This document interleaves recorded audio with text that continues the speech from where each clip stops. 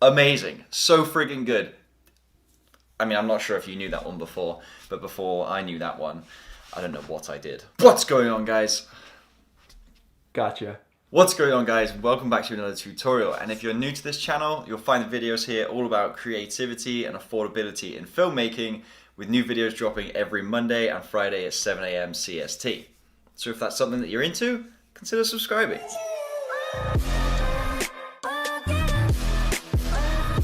So there's this itty bitty small YouTube channel out there with about 3 million subscribers. Peter McKinnon, you know who we're talking about. But when he brings out a banger tutorial in Premiere Pro, a ton of people are sat there thinking, I wish I knew how to do that in Final Cut because I edit in Final Cut, but there aren't those tutorials out there. So in this video, we're going to take Peter McKinnon's top 10 editing tips from Premiere Pro, translate them into Final Cut Pro, and they are most likely things that you've never heard of.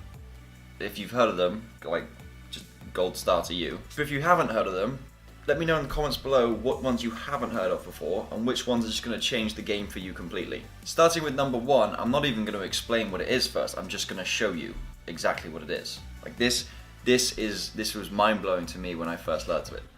Let's say I've got this motion blur and I've got my next clip that has some speed ramp and I want to copy those effects across. Yeah, I could highlight them all, Command copy, and then Command V, and then I've got to highlight them again, and then I've got to move them into the right space. Or I can just highlight them all, hold down Alt on my keyboard, and drag them over. Just copies them without having to copy and paste, select again, and then move into the right place. That one was an absolute game changer for me. So number 2 is markers and how you use them. So in Final Cut Pro, you have your plane markers, you have to-do markers, you can mark them as done, you can have chapter markers, you can have so many different types and you can edit them to whatever you want. Let's say I want to edit my actual video to the beat of my music. I can find the ripples in my beats here, the highs and the lows, and I'm just going to select where the beat's going to drop. So I want to change the clip, just hit M on your keyboard, and then again at the next beat, and just keep doing so, and then you can easily match up your video to that because you know where to cut your shots so that it matches your beat. Another way to use these is, let's say on this speed ramping clip here, I want to add some motion blur in, but I won't want to do it until later because it might add a little bit of render intensive tasks, or maybe I want to add some stabilization. Just press M on the keyboard, double click it, and you can change it to a to-do marker. Change the name of it, press done, and then at the end of your shot, or the end of when you're done editing and you want to start working with these markers, simply go over to the index on the far left over here, and you can see tags, you can see all of your tags, and then by searching these bottom icons you can see the ones that you have to do, the ones that you've done, and manipulate them. Number 3 is corner pinning. Now this is so useful to make objects look 3D or to track an item to a subject that isn't square onto the camera. How do you do that? How do you distort an image the way you need to? So in this shot, just a normal photo, I can color grade it as I want to. I haven't done that here. But what if I want to attach a clip to the actual screen of my camera here? So I'm going to grab another clip from my timeline, so I'm going to zoom out, grab this using Alt, I'm going to drag that over on top, zoom in a bit more again. I'm going to go over to my browser on the far right side, go down to distort and click on this little icon here, and now we can start to drag around these corners. Just play with it, drag it into position, and then you can see the difference afterwards. It's almost like that video is actually on the camera right now, and you can just see it playing here. Perfect for so many things. I could change that. I could corner pin it to the camera. I could corner pin it to the trackpad here. I could even put my phone on the side and corner pin it to that. Another super cool use for this is in Sam Calder's The Creative Process video. As he's on the train, if you look at the posters on the right and left hand side of the screen, you can see that he's actually changed the posters there and he's used this corner pinning tool to make sure that they match based on the actual look of the footage. Number 4 is labeling your footage. How do you take your timeline from looking like this and so bland to looking like this? All right, let's revert it back and I'll show you how we can make that happen. And it's all about assigning video roles to your footage. So if I right click on my shot and I click show or assign video roles, you can assign based on different roles that you create. So I've got 4 or 5 created roles here. I've got drone, GoPro, main, and vlog. And let's say those are the that's the different devices I've shot on for this video. You can also use this for, you can name them like buildings, dialogue, nature, anything like that, so that when you come into your timeline, you know what clip is designated to what. For me, I always prefer to use these based on the actual camera because I know that I'm gonna have to color grade GoPro differently to the way that I color grade my main camera, which is shot in S-Log. Once you've created the different roles that you want here, you can change the colors and whatnot. Just click apply. I'm gonna right click on my shot, assign video roles, and this is a drone shot, so I'm gonna change this to drone. So I'm gonna go orange. And then this shot on my main camera, so I'm gonna change the video roles to main, but notice that it hasn't changed color. Now the reason that is because it's got audio assigned to it. So I'm gonna need to right click, detach audio, and notice how it instantly changes. And then on my next clip, I'm gonna detach the audio because I have to, remember, assign video roles, and then it's GoPro, so it's gonna go a red color. You can do exactly the same to your audio here, although Final Cut Pro does a pretty good job of taking your different audios out. So this blue here is the main audio from my actual shots. I guess it's like a teal type of green is your sound effects, and then finally your green at the bottom is your soundtrack. Final Cut Pro automatically does this when you import, so there's no need to do that, but you do need to do it for actual video rolls. Number 5, how do you copy effects from one clip over to another clip without having to manually go and do it and go into your effects, drag and drop, go back to see what you added, what needs to change, etc, etc. I'll look at my clip here and open up my filters on the right side. What have I added? I've added some color wheels, some curves, a prism effect, and a custom LUT. We'll get into custom LUT, that'll be one of the future items here. So how do I copy all those effects over to my next shot without having to do it manually?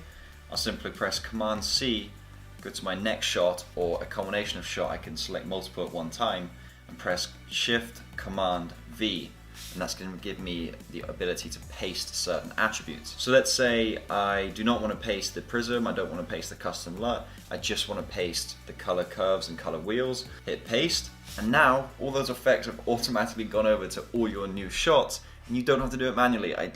This saves me so much time when I'm using a specific effect on my shots, especially if my main camera needs the same color grading throughout the majority of the shot. I can just look for all those clips in green and then copy those effects all the way over to those additional shots. Amazing, so friggin' good. I mean, I'm not sure if you knew that one before, but before I knew that one, I don't know what I did. Moving on to number 6, so I hope you guys are just like, this is incredible, I need more. I'm afraid we're over halfway now. But number 6 are adjustment layers. These are amazing for applying the same look to all of your footage.